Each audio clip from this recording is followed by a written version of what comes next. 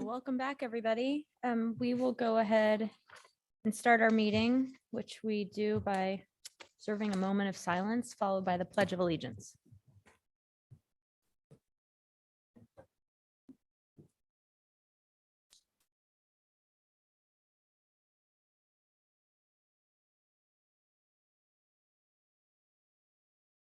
Pledge allegiance to the flag of the United States of America and to the republic for which it stands, one nation, under God, indivisible, with liberty and justice for all.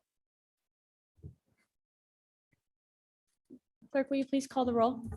Bajent. Here. Halliburton. Here. Haney Keith. Here. Nash. Here. Stead. Here. Willits. Here. All present. Thank you. Next up, we've got minutes from the 26th for approval. Madam Mayor, I move approval of the city council minutes for the strategic planning session and the regular day meeting on September 26, 2023. Second. We have a motion, a second. Discussion? Clerk, will you call the roll? Bajent. Yes. Halliburton. Yes. Haney Keith. Yes. Nash. Yes. Stead. Yes. Willits. Yes. All in favor, motion carries.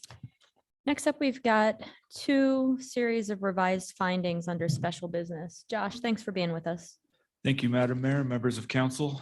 So on September 19th, 2023, council upheld the appeal of a design review committee approval and directed staff to come back with revised findings and revised conditions as discussed in the hearing. And this is for DRH 23-00033. Those findings and revised conditions are in your packet, and we would request approval of those tonight. Thank you. Madam Mayor, Yes. I had a chance to go through, we're doing one of these at a time though. Yep. I had a chance to go through both of these, but for item number DRH 23-33, went through them. Everything that was on there was accurate. That's what we talked about during council. And so those are the findings that I would move that we would approve. And so Madam Mayor, I move approval of DRH 23-33. Second. We have a motion, a second. Further discussion? Madam Mayor, Yes. these are always weird because I voted against this. And I don't personally agree with these conditions. And so it puts you in a strange spot because it's absolutely true that this is what y'all decided. So I'm going to vote no, but I'm not at all inviting reopening the discussion. And in fact, as a bigger policy, I don't think we should be reopening the discussion in these types of things. So I'll be voting no, but it's just to be consistent with my prior vote. Clerk, will you call the roll? Bajent. No. Halliburton. Yes. Haney Keith. No. Nash. Yes. Stead. Yes. Willits. Yes. 4 in favor, 2 opposed, motion carries. And next. Thank you, Madam Mayor, members of council. Similarly, at the same hearing on September 19th, appeal of a historic preservation committee decision was heard in relation to a standalone restroom facility at CW Moore Park. The council voted to deny that appeal, upholding the HPC's approval with conditions. Those findings and conditions are also included in your packet tonight, and I would stand for any questions. Thank you. I'll take a motion. Madam Mayor, I move approval of DRH 22-437. Second. The motion, second. Discussion? Clerk? Madam Mayor, Yes. I'm in the same situation here as Councilmember Bajent, so I voted no on this. I'm not interested in opening this up. It looks like it reflects the discussion, but I will be voting no based on my previous vote. Sure. And I'd say because this will be a more regular practice now, I think that's noted, that the votes will mirror the vote on the action, and understood that it's not an invitation or request to reopen. So moving forward. Clerk? Bajent. Yes. Halliburton. Yes. Haney Keith. Yes. Nash. Yes. Stead. Yes. Willits. No. 5 in favor, 1 opposed, motion carries. All right. With that, we're moving into the consent agenda. All items with an asterisk are considered to be routine by the council and will be enacted by one motion. There's no separate discussion on these items unless a council member or citizen so requests, in which case the item will be removed from the general order of business and considered in its normal sequence. Madam Mayor, I move that resolution 598-23 approving an agreement between the city and Neighborhood Housing Services, Inc. be removed from the agenda to be considered at a later date to be determined. Second. Is that item number 21? Yep, okay. Yep. Great, thanks. Okay, so that's a one motion. Clerk, will you call the roll? Bajent, Yes. Halliburton, Yes. Haney Keith, Yes. Nash, Yes. Stead, Yes. Willetts. Yes. All in favor, motion carries. And Madam Mayor, I move approval of the consent agenda. Second. We have a motion and a second. Clerk? Bajent, Yes. Halliburton, Yes. Haney Keith, Yes. Nash, Yes. Stead, Yes. Willetts. Yes. All in favor, motion carries. All right, thanks. And now we're going to move into public hearings. We don't have any ordinances or other things to pick up. First item is DRH 23-164. This is actually our only item. So I just want to go through the run of show. We've got Richard Jarvis as our planner that's here to present for the city. The appellant is Brendan Walker.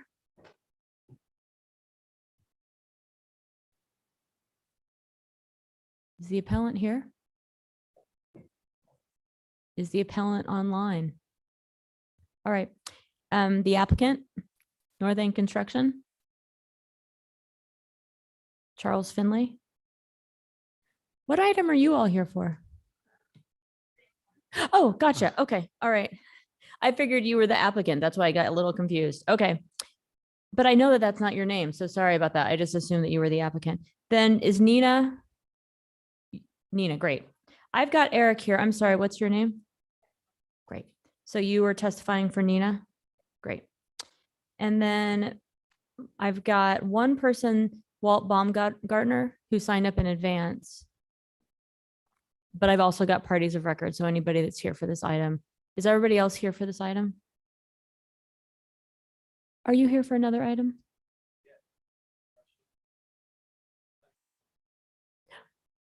Oh, sorry about that.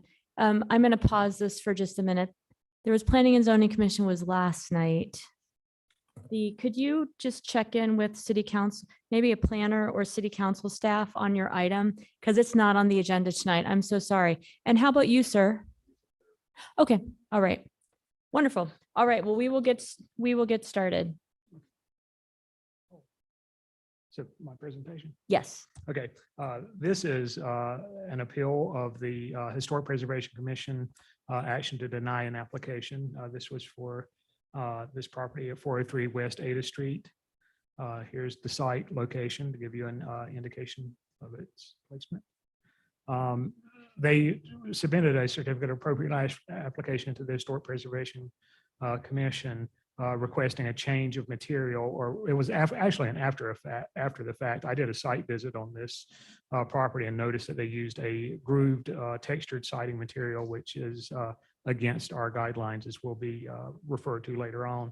So therefore, they chose to submit an application requesting a change of material or modification to the original approval with this change of material to an inappropriate material. And here's some of the drawings that show the locations where they were. This is where it was placed. This is the original photographs. Here's a rendering of the addition with and rear addition and modification, and a photograph of the complete property. And to give an idea of what the texture looks like, I provided one of my close-up photographs that I took upon the time of site inspection showing the textured siding. The findings indicate that the applicant did not comply with the requirements for the consistency with the city's design guidelines for residential historic districts. This can be seen at 5.7.4 on page 84 of our standards. And those standards will be shown momentarily. It also showed that it was not consistent with the Secretary of the Interior standards for the treatments of historic properties. There's one standard in particular that relates to using appropriate materials, or repair versus replace, or replace with an appropriate material, et cetera. And it did not comply with the comprehensive plan, as it is inconsistent with the guidelines and requirements of the city's historic district. And it is not congruous with historic, architectural, or other aspects of the district based on the guidelines above. Here's the section of our guidelines highlighted in a red box is the aforementioned 5.7.4 that says use of faux wood graining and composite or artificial materials used to simulate wood siding is not accept an appropriate material. It says to choose a smooth surface. The Historic Preservation Commission decided that that this decision, well, it has been determined that the commission's decision was within the commission's statutory authority. The procedures associated were followed, and the commission made a decision based on all the proper considerations and testimonies. There's evidence that the project did not comply with the historic preservation approval findings, including the guidelines and other recommendations and documents as mentioned before. And therefore, this is coming to this body. The appeal grounds as provided were environmental impact. And of course, it is not a finding. This is not a finding that the Historic Preservation Commission must make in their decision. The same is true with the cost associated with the replacement. And the contributing to non-contributing status of the structure. And as I say here, though the structure is non-contributing to the district, the textured siding material is not allowed per the residential design guidelines, and these guidelines apply to all structures within a district, regardless of the status within the historic district. Our recommendation, therefore, is that the council deny the appeal and uphold the Historic Preservation Commission's decision to deny the application. The submitted grounds for appeal do not demonstrate an error in the Historic Preservation Commission's decision. Thank you very much, and I will stand for questions. Madam Mayor. Good. I'd asked earlier, a couple weeks ago when this was last on the agenda, for a quick overview of the overlap in our historic districts between contributing, non-contributing, and design guidelines, because I think there's a sense sometimes in the public and sometimes on the council that if it's non-contributing, anything goes, and that's not right. So can you just give us the lay of that land, which will help us think about this? Sure. One good way of looking at it is that contributing versus non-contributing has a greater effect on major modifications to a property. For example, if one is to add an addition or heavily modify the primary facade of a building, if that building is a non-contributing building, it has more leeway in what can be done architecturally to that facade because it's already lost or never had or postdates the period of significance. There's lots of different reasons that a building is non-contributing. It's by modification, generally by modification or not falling within the remit of the period of significance. So for things like primary facade modifications, like I say, additions can have more flexibility. It still has to meet certain guidelines as far as lot coverage and all kinds of other things that have to be met. But that's basically the biggest place where contributing versus non-contributing lies. And in things like window, another good example is window replacements apply across the board, whether a building is contributing or non-contributing. There are certain materials that windows should be made out of, and vinyl is excluded, and there are a few other exceptions, and that applies universally for all buildings in the district. And with particular materials, it's more often than not, in fact, almost always, actually I'll say it is always the case that materials are consistent for contributing or non-contributing, the material choices used. Thank you. So in this case, like design guideline 5.7.4 applies to all structures, Right. or at least to all homes, contributing, non-contributing. It doesn't, Yes, that difference is not material. right, correct. As is the same with other materials, as is the same with windows, et cetera, et cetera, et cetera, throughout the guidelines. Thank you, Richard. Madam Mayor. Question, so if the council decides to uphold the Historic Preservations Commission decision, would this homeowner have to reside his home? That would be the case. This has happened many times before in the past with these choices of the use of inappropriate materials where applicants have had to replace all the siding. That's fairly routine. It comes through code compliance complaints or my site visits or whatever, however it's discovered that the material is incongruous with the guidelines. Thank you. Madam Mayor.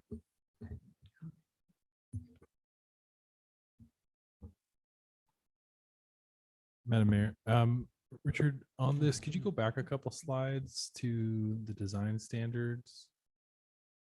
Can you walk me through what generally not appropriate means? Why isn't this absolute? Is there wiggle room there? I'm not sure that there's wiggle room. I can't attest to why it was written with that nomenclature generally means. Sometimes it is acceptable. I can give an example of something that is acceptable. This is getting into the weeds of something a little bit. But I said no vinyl is allowed, but there are a few exceptions because of location. So that is where it could be generally acceptable to do something like that because of those other few exceptions existing. And just so you'll know, this is not bearing on what we're speaking of now, but that's like a egress window on a secondary elevation. You can use vinyl.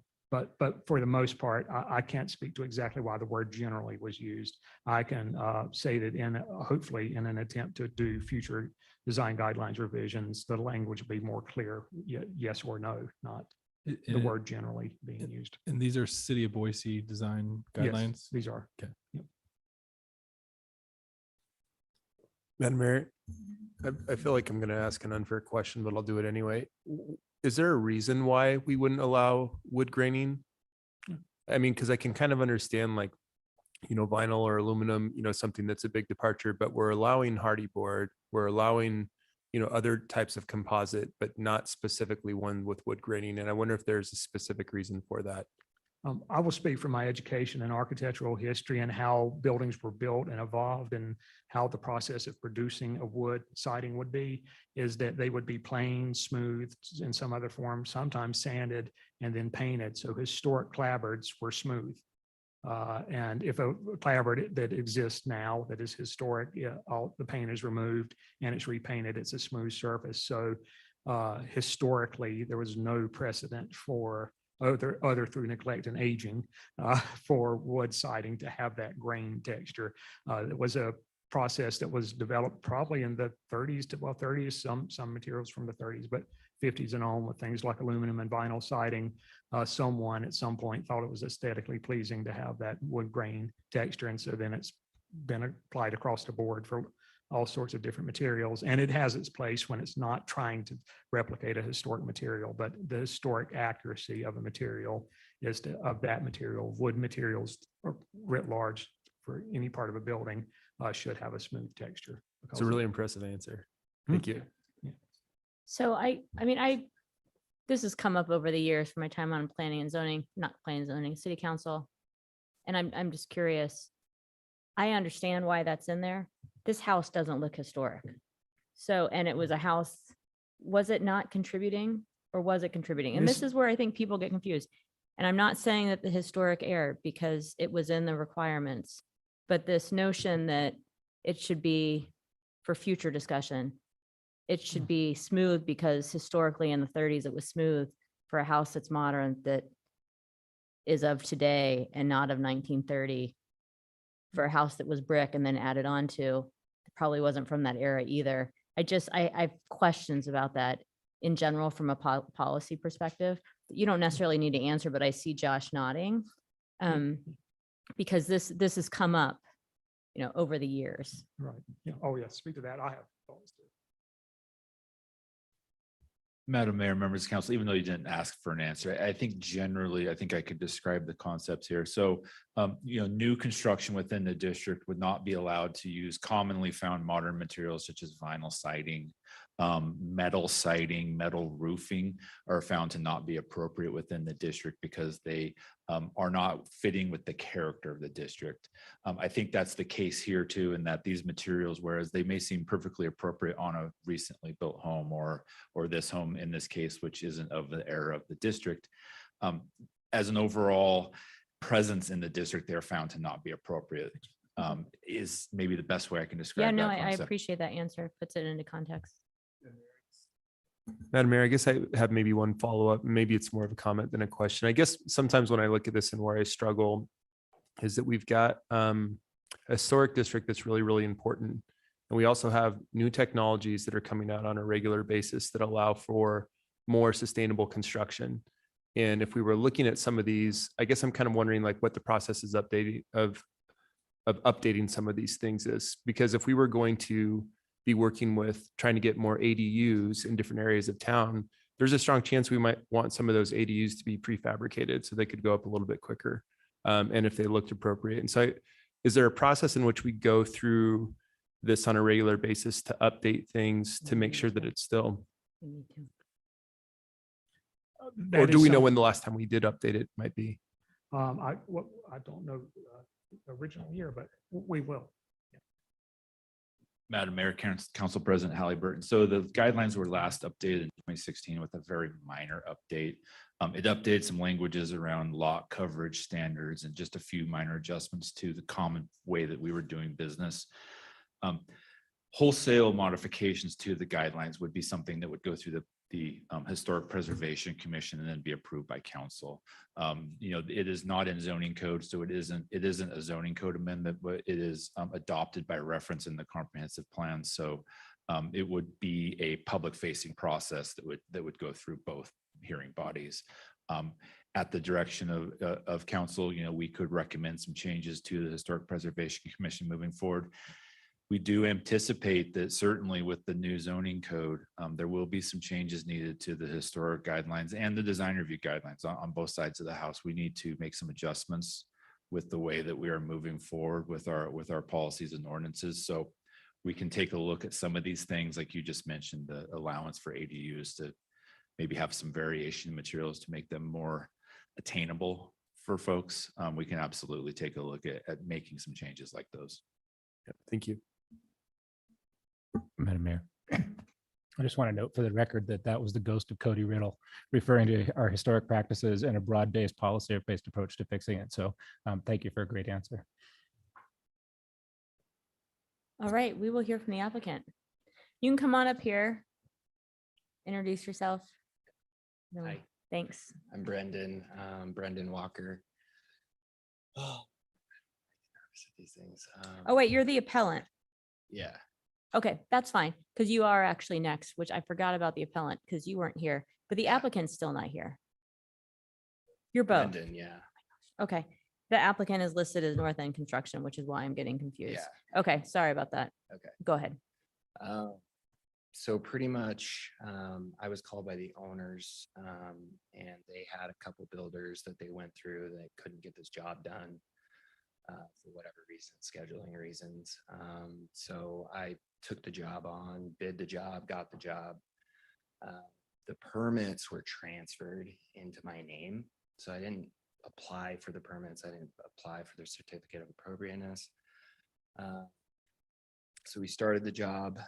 We got to the siding phase of the job, and I did see on the plans that it called for smooth material.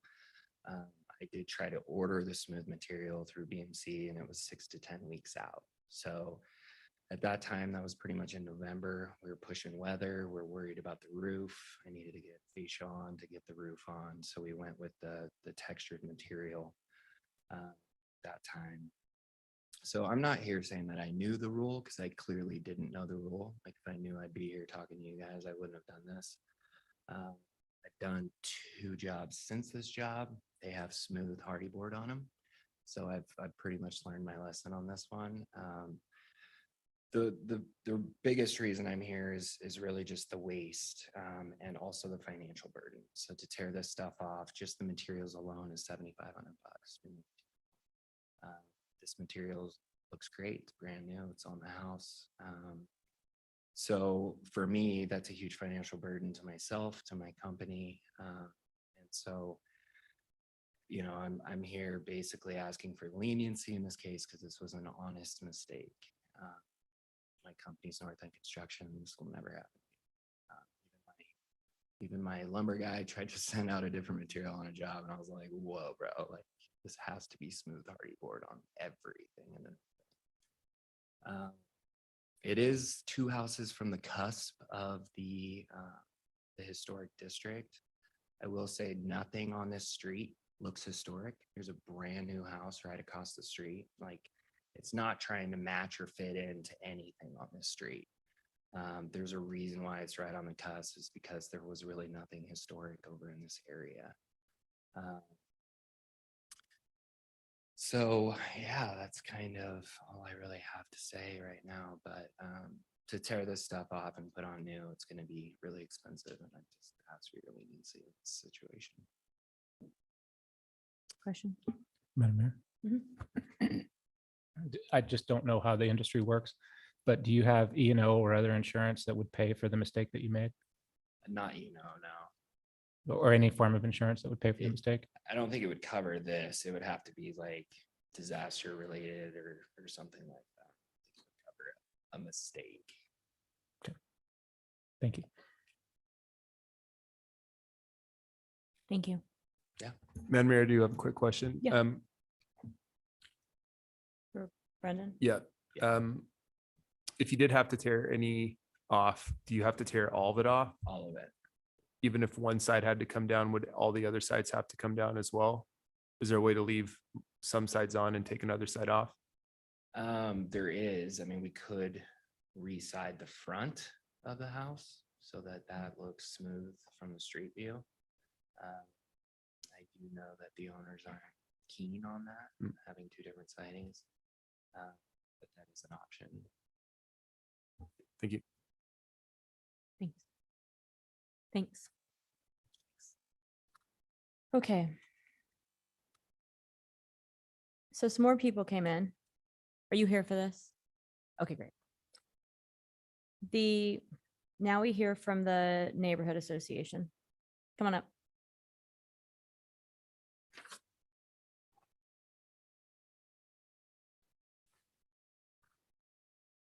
Sandra Harmon, do you need my address? I've got it. Thanks. Okay. The following was testimony I gave at the June Historic Preservation Commission meeting.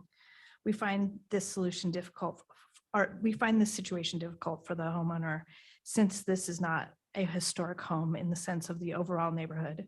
We have sympathy for the homeowner's difficulty in finding product during the pandemic. However, the permitting agreement with the city is a binding contract, and the commission has enforced remediation on a new build project recently. We hope to foster a community expectation that materials are consistent with the ones listed on the building permits. And then after much discussion at the September NINA board meeting, the board would like me to present the following short statement.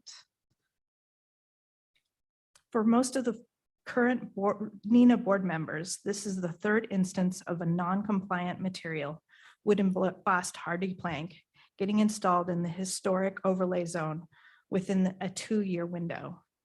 There are a variety of possible explanations for these repeated oversights, but our primary concern is how to avoid this in the future. To that end, NINA is proposing that the city of Boise incorporate an acknowledgement of the historic overlay material guidelines from the builder prior to issuance of the building permit. The NINA board anticipates that this change will reduce the amount of newly installed building materials being removed from homes and regrettably sent to the landfill. Both Blueprint Boise and the North End Neighborhood Plan have complementary sustainability and waste reduction goals, and this measure directly supports both. Ultimately, this is a small procedural measure that could bring a large impact. We appreciate your consideration and support. So I've got a question. I just want to make sure I got it right. You're proposing that at application, when permits are being issued, that there be a paper that the builder sign that acknowledges that they've read the building materials required in the permit. Yes, and that they are aware that they're in a historic neighborhood and that they have to adhere by the guidelines regardless of what kind of build this is. Okay. Thanks. Yeah. Thank you. Okay, Josh, I've got a question for you for something like that. It's a procedural step that would be taken, not for this one, but the proposal is so that this doesn't keep happening. Is Madam that, Mayor, that ye- wouldn't have to go to the commission. That could just be, we could direct you tonight to build that into the process moving forward. Correct, Madam Mayor, members of council, a policy level decision like that, we could just enact it. We have made, we've made some significant Yeah. strides recently in terms of like making sure people are aware of their conditions of approval. We bolded in the letter, they send an email with it bolded. We can add, Right. we can absolutely do that. Yeah. Madam Mayor, what's interesting to me is it sounds like because the permits were transferred, I'm not sure that would have avoided the situation in this instance. Agreed. But I do think that in general, it sounds like the department's taking great lengths to make that information clear. A sign off is probably not a bad step either, but I think in this instance, this may not have helped. Sure. The neighborhood has some more time because you're allowed 10 minutes. So come on back up. You can address that. I'll pose our statements as a question to you. We do agree that there, especially when you're working on historic homes and through the pandemic, there was a lot of projects where there was a general contractor change. And so when that permitting change happens and the new contractor comes on, they'll have to sign that paper once again. Yeah. So it'd be important to make sure that there's accountability through the chain, that if there's a transfer of rights to build on the permit, that happens again. Madam Mayor, so I was lucky, or it was tough to be, I was at the neighborhood meeting when the homeowners came in to talk to the neighborhood for the first time. I just happened to be there. But, and so I understand that the neighborhood association held up the historic guidelines at the historic preservation meeting.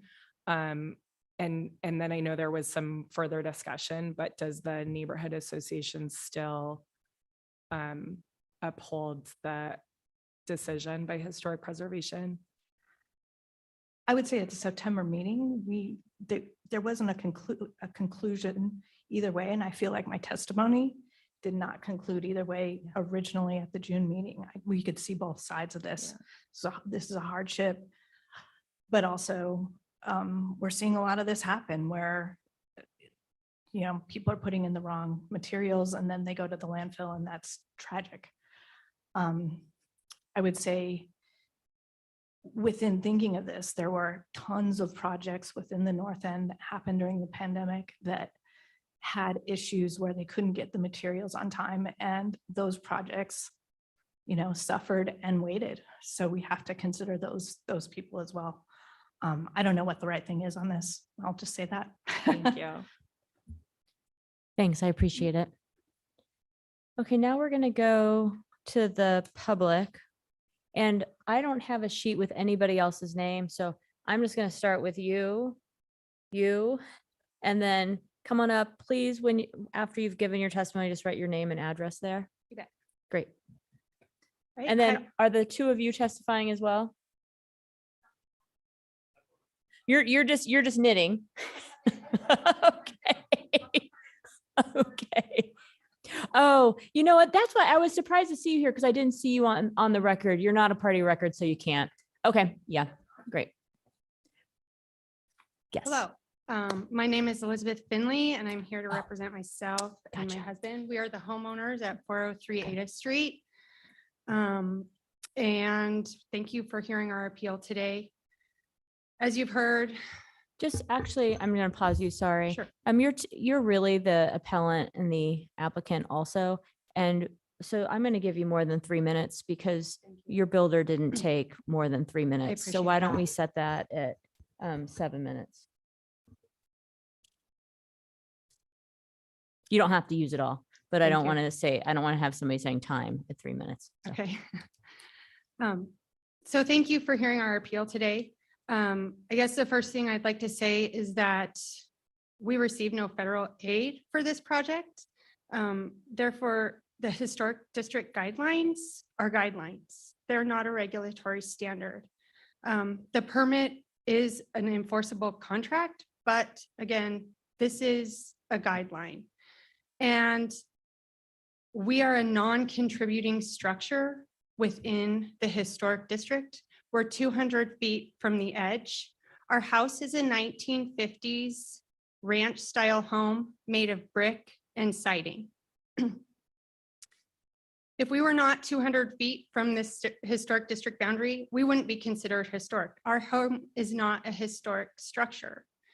That said, I understand that we did not abide by the historic district guidelines. There are many things we did do. We did our best to abide by all of the sustainability guidelines. We used Energy Star windows. We used Energy Star appliances. We positioned our addition to not break new ground. We went up. Our home is very congruous with the rest of the structure. Actually, the hardy board siding that we installed is what the historic district recommends, other than it's textured and not smooth.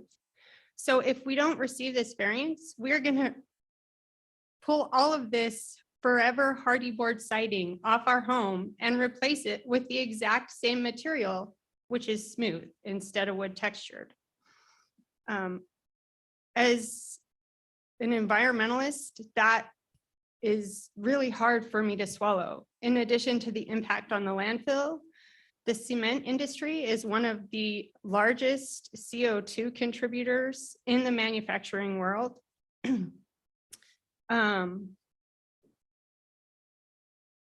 When we went to put this siding on in November, as Brandon said, we tried to get the smooth siding. And he called me, he said it wasn't available. He said, the wood grain texture is available. Do you want to go with that? It wasn't a question for me. I said, sure, that's great. I didn't know the rule. Brendan didn't know the rule. But the impact to my family would have been an additional 2 months out of our home, extra rent to the tune of probably over $5,000.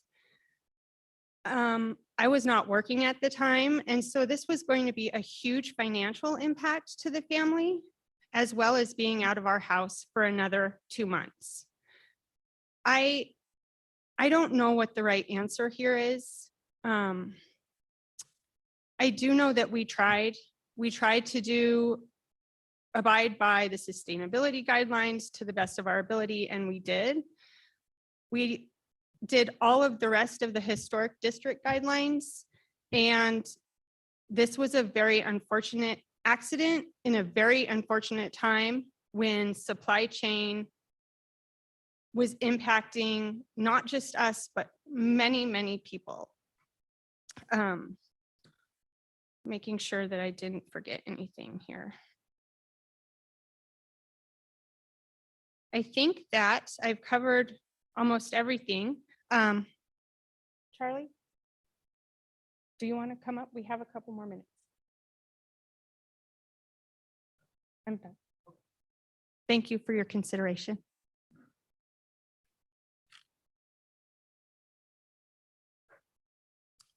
Madam Mayor, council members, my name is Charlie Finley. I am also the homeowner at 403 Ada Street. And I would also just like to echo everything that my wife Liz just said. But I would also like to bring up a former case that came before City Council on August 25th of 2015. This involved Danny Johnson and the Ogata Construction Company. This was DRH 15-00196. This was a project at 2003 North 20th Street in the North End Historic District. The project happened to go through various handoffs from the architect to the designer to the builder. And when it finally got built, the construction company had installed wood grain siding on the house. The inspector came and they, as with us, denied the permit, and they had to go to the Historic Commission, which also denied their appeal. And in August of 2015, they went to City Council and appealed it, and City Council overturned the denial and approved the appeal. And I'd just like to read the reason for their decision, because I think it really complements a lot of what a lot of the same reasons we had. It said testimony revealed that there was confusion about the allowed siding that arose through the process of request for and review of changes in the design, as well as from the transition of management of the project from the architect to the builder.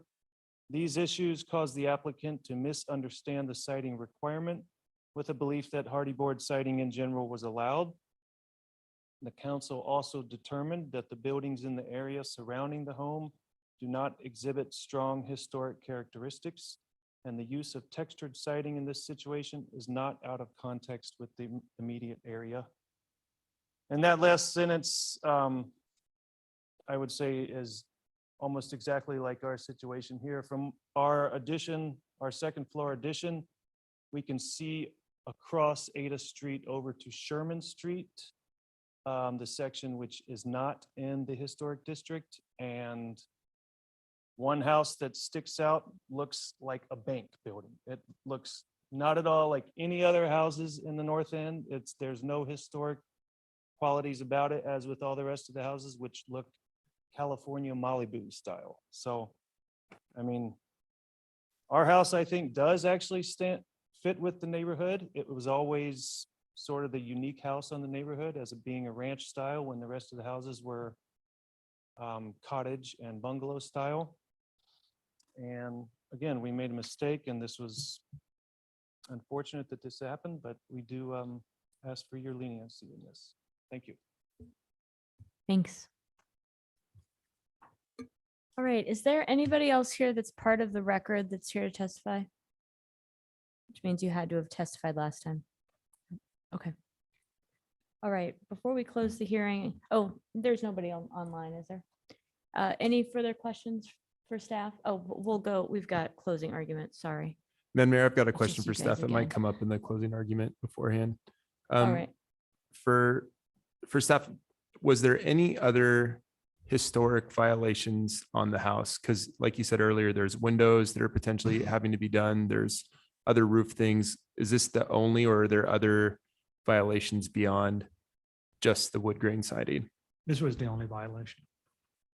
Madam Mayor. Mhm.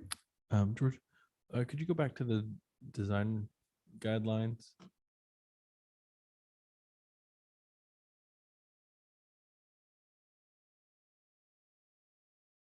So my question on this, just in reading the use of historic building materials is favored. Materials include wood siding, composite wood resin, among others. So my question is, if we allow wood, and I think of a wood maybe like a cedar that's not smooth, or why are we saying that it has to be smooth if the policy is that it could be wood that may not be smooth? My other question is, why do we say faux wood is generally not appropriate when we say composite wood resin is appropriate? Can you walk me through that? Well, this 5.7.4 is referring to using faux wood graining. And the wood graining is the faux of that sentence that is being referred to. So that's, and that material is usually a composite or artificial material. Artificial material, and their intent then probably meant vinyl. I don't know what, there's so many artificial materials out there. But that's just basically what it's saying. The faux is referring to the grainings more than not the faux graining, faux wood graining, and versus just a faux wood without the word graining a little bit later on, or then it is the next word. So that's where the faux is related to. It is in the graining. And so, and yeah, as far as wood being painted, usually wood, when it was built, things were built with wood, as I alluded to before, it would have been plain smooth or milled smooth, or at least very close to smooth from the mill, and then paint applied to that, and the end result is a smooth surface. And wood, even shingles and shakes were smooth when they were done, and the paint smoothed out any minor irregularities that might have been in the wood. The paint would have relieved that. Madam Mayor, I did have a follow-up question, and this might be something that the appellant or applicant or both want to bring up when they come back up. In the minutes for the planning and zoning or the historic preservation meeting, there was some conversation about surrounding houses that it sounded like also had the wood grain on there, maybe not compliant. And I was wondering if you could speak to those as well. Are those ones that are outside the historic district, or were they referring to this is 2 doors down that's in the historic district that also has this wood grain siding on it? This type of material, as I alluded to before, has existed for a long time, and this district came into effect the date it did.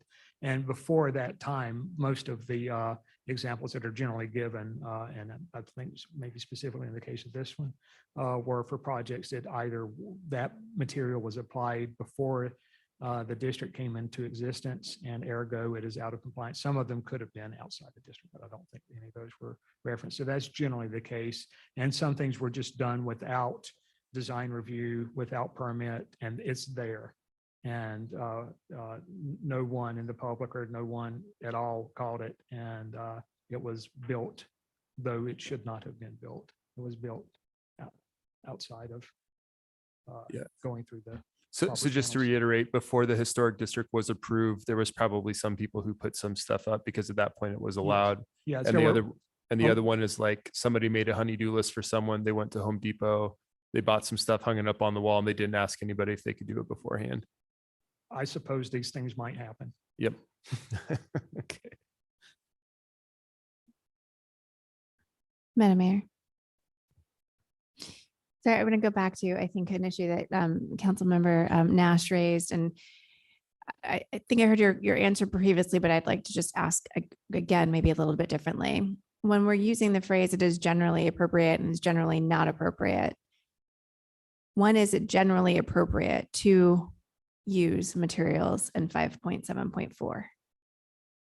You gave the example with the vinyl window, which I understand, but as I read that, that means that there are times, again, just reading it from like a statutory language standpoint, it means that there's someone arguably contemplated that there are times when it is appropriate. Right. So I'd like to just have a better understanding of when would it be appropriate. I don't know if I want to try. I'll try this. For example, the word shall means must, usually in legal, and shall sort of doesn't sound like it means must, but it does mean must. And maybe generally is a term that we're definitely going to visit if we ever revise these guidelines. It's become clear, but I can't, in the context of 5.7.4, when can, if it says generally not, when can it be appropriate? And I in this one and most of these, and in almost all of these situations, I cannot speak of or think of a place in which it is not appropriate when it can be appropriate, because like I say, why the word generally was originally used and how that can open things up for leeway and interpretation and potentials for it. Oh, well, it says generally, so it is okay this time, is problematic. And it's something that definitely needs to be addressed. And to that point, I would say, especially in the context of 5.7.4, I cannot think of a circumstance in which it is generally, or it is not, I'm sorry, when it is appropriate to use these materials. I just don't see that. And the wording of the guidelines in this instance, in these sentences with this particular word, is unfortunate. And I think here what I'd ask council to weigh is these are the words that have existed in this plan forever. A permit was issued with different language, and the Historic Commission has always read this not to be generally, but to be appropriate or not appropriate. Could well be something that is discussed later. Yeah. But in this instance, what I need council to be asking questions about, and then to hear and rebuttal if you would like to rebut, is the permit was issued with language and requirements. A mistake was made. They went back to historic, and historic landed on the language of their first permit. And so that is really not the wording of the guidelines, but the decision related to the permit and whether or not you could find new findings, which you could well do. for tonight tied to the specific situation is what I'd ask. And with that, I'm going to see if you all have anything more to say.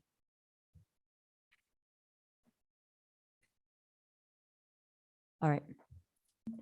Any questions before I close the hearing? Yeah, Madam Mayor, I do have one more question for staff. So the consequences here, consequences are that if we deny the appeal, then all the siding has to come off.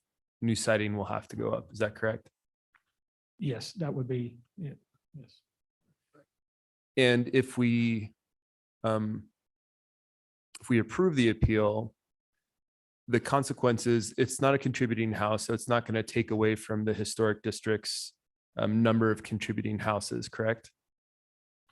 Right, it does not, yeah, it is no more, it will become no more non-contributing by having an inappropriate material. It's still just a non-contributing structure, yeah, as it is now. Yeah.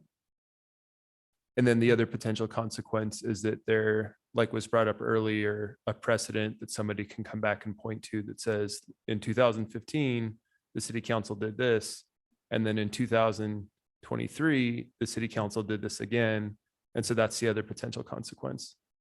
Fully agreed that this would open a path for textured siding potentially by case law precedent. Thank you. Anything further? All right, I'm going to close the public. What? Oh, sure. Oh, you got to do it up here. And then, so I'm just so that we're following the process. This is your rebuttal. Okay. Okay. So after listening to everything today, I do highly agree with having something that the builder signs when issued the permit or when transferred a permit. That they, I mean, if you did that, they couldn't say anything coming before you guys. That would literally kill it right there. I mean, you could show them the signed paper by saying you read this and signed it, so you have no appeal. In this case, I did not know the rules, and you know, it is a huge financial burden for myself. It's 26 grand that I don't. So I do ask for you guys to grant us leniency in this situation. So that's all. Great, thanks. And this is going to be it. Okay. So when we were talking about the other houses in the historic district, which are contributing, which do have this wood grain texture, not all of them were before the historic district. I don't know exactly when the historic district was formulated, but I do know that a number of these remodels have been done in the past 3 years. I don't know when hardy boards started becoming available, but they weren't all, they definitely were not all before the historic district. And the other thing that didn't make it into the record that we did send is that we got signatures from every single neighbor that said, we like the way the house looks. We do not want more construction in our neighborhood. We would like you to grant this variance. And Mr. Jarvis, I don't know what happened to those, but if you read the testimony from the historic district, we mentioned it in that meeting as well. So thank you again for your time. And that's Thanks. All right, with that, I'm closing the public hearing.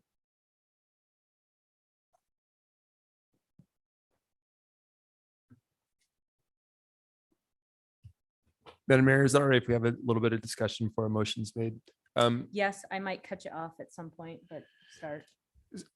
So we're looking at this thing that's highlighted up here, and I think we're dwelling a lot on, does it say generally? In this case, it wasn't appropriate, and so I'm kind of struggling with that because the original applicant was told that it wasn't appropriate. There isn't a situation where it's like, oh, well, this was like a rough grain cedar that was something like it was old and it might be generally appropriate. And so that one, I don't see us looking at those words as being able to say that like that's telling us anything different than what actually happened. It is in a historic district. I do have sympathy, but I also understand that when you buy a house in the historic district, you kind of buy a house in the historic district, and there's rules that you have to apply by. I do think that there are some things in the comprehensive plan pointing to sustainability, environmental impact, and also economic development within the city that could be pointed to as well.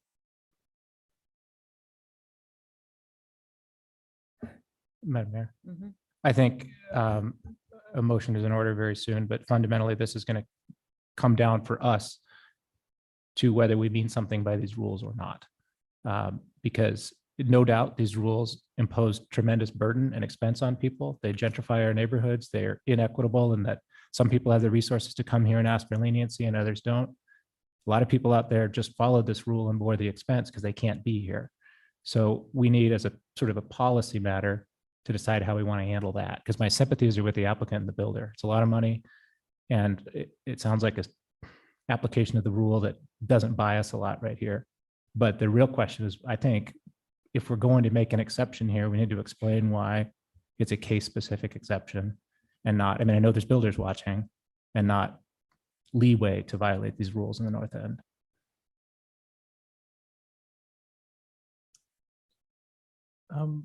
I would just offer, and I don't know how relevant this is to our conversation, but I think the certificate of appropriateness was more restrictive than the guidelines.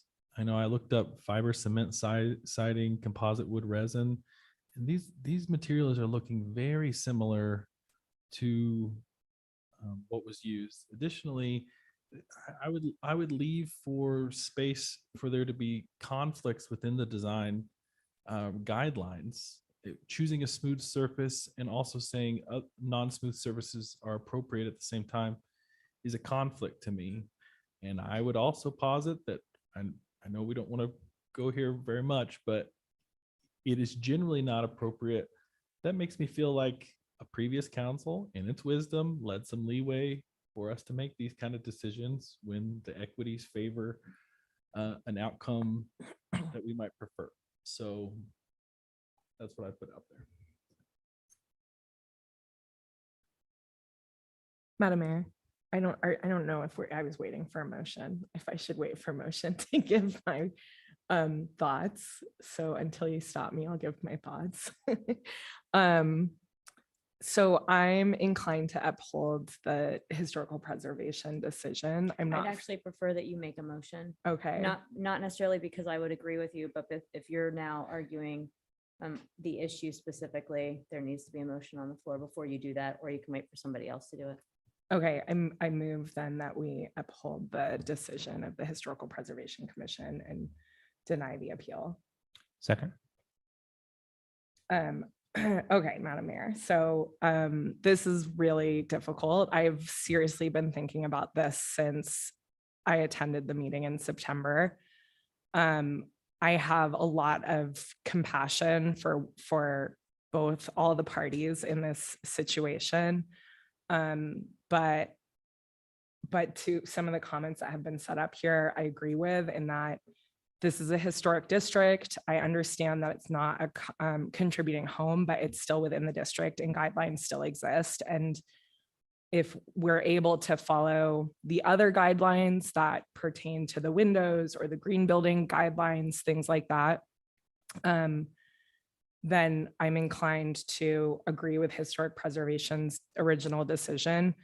In addition, hearing comments like other houses have done it wrong, or we're close enough to the edge, like really gets to me, because, you know, I don't know, just because everybody else, just because we're seeing the historic district deteriorate doesn't mean that, to me, is a green light to then continue to deteriorate it. In my opinion, that motivates me to want to do the opposite of get stricter on those guidelines so we don't deteriorate that historic district.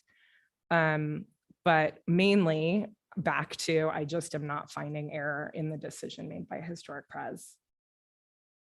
Madam Mayor. I agree with Councilmember said, and it's one of the reasons why my prior questions were looking at the screen in front of us, because we do have limited review here. and we have to find error by the Historic Commission. And I have great sympathy, and I'm trying to find that error. And based on the conversation that we've had today, I'm unable to do so based on the limited review, my purview of being able to overturn their decision. So unfortunately, just based on that, I'm going to have to agree with Councilmember Stead and vote to uphold their decision. Madam Mayor, it's Yeah. the same for me, I think. I'm not as big a fan of the historic preservation rules as Councilmember Stead. I think they're terribly unfair. I think that there are lots and lots of builders and lots of homeowners who have absorbed a tremendous amount of expense because of those rules and because of their inability to be here or come here. We have them. I think it would be bad policy for this council to grant sympathetic exceptions. We need to own the unfairness and the oppressiveness of those rules. And it's incumbent on us, if we don't like outcomes like this, to change the rule. On the actual scope of what we're supposed to do, I can't come up with a great argument for why, although generally not appropriate to simulate wood sidings with composites, it would be appropriate in this case. And that's what I need to get there under the code.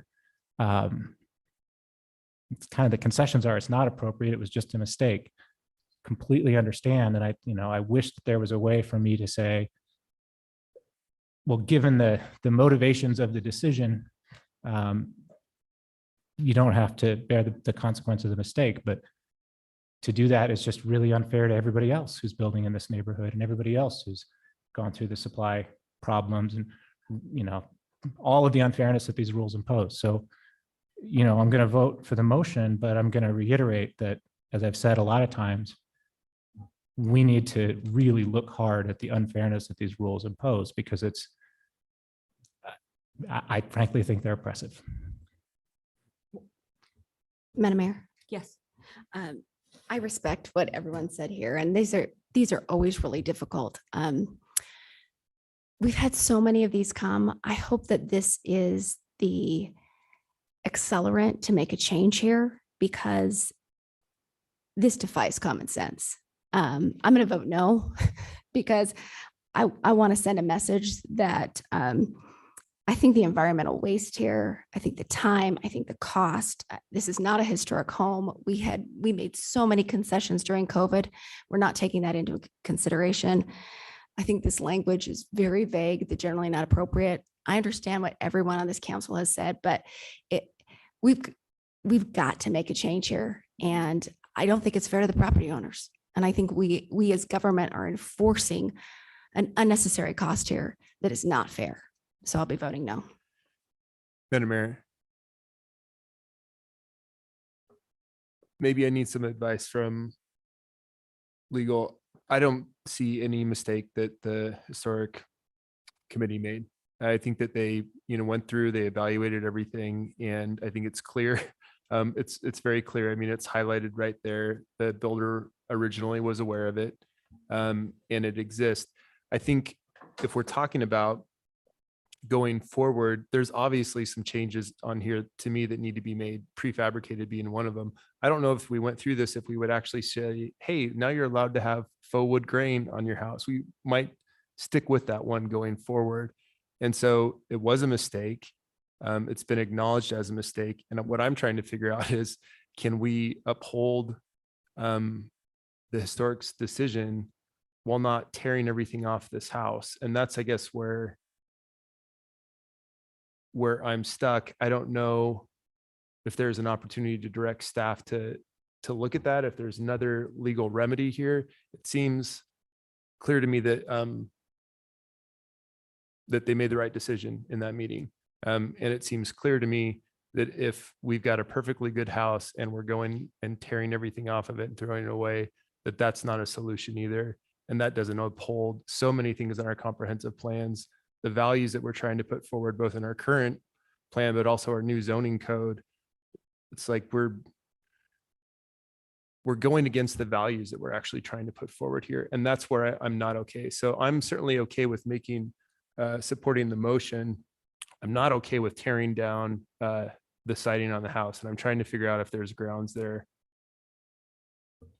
There is, I'll jump in here. I mean, a motion could include that the acknowledgement that there was not error by the part of the council, but with an acknowledgement that this has already been built, it should stay as is.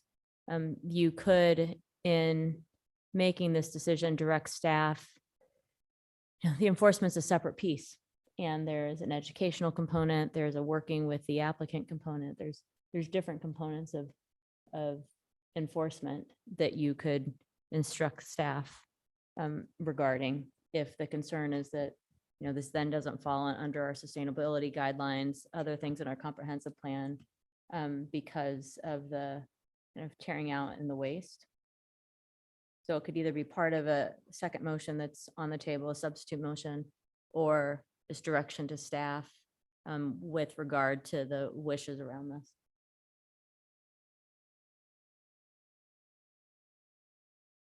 Let me think, if there's any other comments. Councilmember Nash, I don't know if you got one as well. I'll tell you what I ate today, but I think I've told you all my thoughts on this. I don't know how much time do you need? Oh, that's why you're gonna filibuster with what you ate. You're gonna read with through breakfast, Nathan lunch, and Ham. dinner. Yeah, great. Madam Mayor, I guess I would ask the motion maker to consider upholding the historic committee's decision or denying the appeal, and direct staff to come back to us, and we'll have to figure out. Well, I don't know what the solution is, so I'm going to need someone to come up with a solution on what staff would be coming back with us to do. Yeah, Mayor. so I actually would not recommend that staff return to council, but that if council wishes to uphold the decision, but give leniency and discretion to staff with regard to next steps in working with the owner and applicant, that's appropriate, but having another hearing on what action might be taken is not appropriate. Yep, for sure. Madam Mayor. Yeah. Can I make a substitute motion? Well, technically you have to request to make a substitute motion. May I make a substitute motion? Do I have a second for I that? don't, Second. can you? All in favor? Aye. Opposed? Okay, yes, you make a substitute motion. I move to affirm the. It seems silly, but It's okay. that's Yeah, just, it's fine. that's how our rule book says we do it here. I move to affirm the Historic Preservation Commission on the ground that there's no error, and that environmental input, cost associated, and non-contributing status aren't factors here. So those appeal grounds don't raise an error, comma, and direct staff that in enforcing this decision, they weigh the elements of our comprehensive plan, including environmental sustainability, deterrence against future conduct, and imposing economic waste in whatever remedy they craft. Now, it may be tear it off. It may be something End a else. motion, and then you can have Oh. discussion. Fair enough. End a motion, Second. second. All right, discussion. The remedy they craft may be to tear it off. And so you're not getting the pass necessarily, but we have other things we need to think about as goals for our city. The consistency of rules in the historic district being one, fairness to you guys, especially in the COVID time being another, and deterrent to other builders who may be watching and thinking, the strategy to get around the rules is to complete the structure, because then it'll be an environmental waste to tear it down and we'll have to let it go. The enforcement team's going to have to figure out all of that and use their reasoned judgment and knowledge of our policies to come up with a solution that's really appropriate here. Discussion? Madam Mayor. Yeah, I'm really interested in that last bit of, the threat of, let's complete the building and then we'll ask for forgiveness. Because I think we're seeing this more and more in these neighborhoods where there are historic homes, there are big trees. We've seen a lot of disruption there. So I'd love to figure out what we can do. I don't necessarily support tearing it all off, but I would love to figure out what we can do to support some type of, consequence for this. And I don't know what that looks like. I mean, I joked earlier that like maybe it should be that there's a donation made to the historical preservation fund or something like that, but But I'd be really curious to see what staff comes up, and they don't need to present to us again, but just curious to see kind of in even the greater scheme of things, how do we deal with this when we don't want to, when there is no going back, or going back would be more detrimental than moving forward with what's left. Madam Mayor. I'll go down here and then over here. Thank you. Just wanted to comment that this is why I think deliberations like this is important, because I'm thrilled that we came up with another motion that I will support. I'm less concerned, I guess, in that latter part of the concern about we're just going to build it, and therefore that way we can get around the rules, in part because I'm hoping that staff will also be seriously taking in consideration the additional requirement that they sign, and that whether their permits are transferred, et cetera, that there's an actual acknowledgement on these issues, and that's very clear, and that there's signature here, so that they cannot then say they did not know and or make a mistake that gets us back to this position, or a workaround on these. So I think that in combination, I would like that. That I think makes me more willing that this motion is what I will vote for. Madam Mayor, I appreciate that members of the council are moving towards trying to soften this a bit, but my concern is we're handing this over to staff and you may still have to tear down the siding on your house. So there's no guarantee that that won't happen with this motion. So I'm still going to vote no. Just want to say appreciate the new motion. I'm voting with Councilmember Wiltz on this, but I really appreciate it. Thank you. All right. Couple things before the clerk calls the roll. Staff will incorporate the suggestions for sign off moving forward. Thank you for that suggestion. Appreciate it. And we will pick up, we've been working on a modern zoning code. The whole planning department has. And as Josh said, we now have to look at how these things mesh together. And there's also been a resource issue because everybody's been focused on modern zoning code. And so looking at these guidelines, how they work in the world today, what new things have been created since 2016, or really since they were written, that are appropriate, need to be looked at staff level and then commission level and brought to council. And with that, clerk, I'll ask that you call the roll. Bajent, Yes. Halliburton, Yes. Haney, Yes. Nash, No. Stead, Yes. Willetts. No. 4 in favor, 2 opposed, motion carries.